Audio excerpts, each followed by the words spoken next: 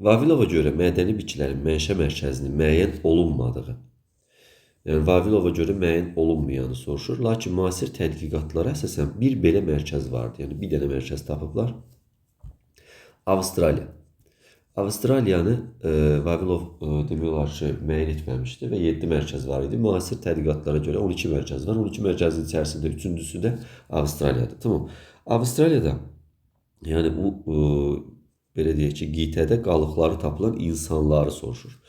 Avstraliyada qalığı tapılan bir dənə insan, yəni belə deyək ki, kromanyonlar olmuşdu. Tamam, kromanyon əlamətini tapacaq. Sürü halında yaşayıb, xeyr. Çənaltı sıxıntıya malik idi, bəli. Bunlardan nitq olduğu üçün çənaltı sıxıntıya malik idilər. Maili alına, xeyr. Bu da düz değildi. Kromanyon xüsusiyyəti değildi. Qaşlı yastıqçıqlara malik idilər.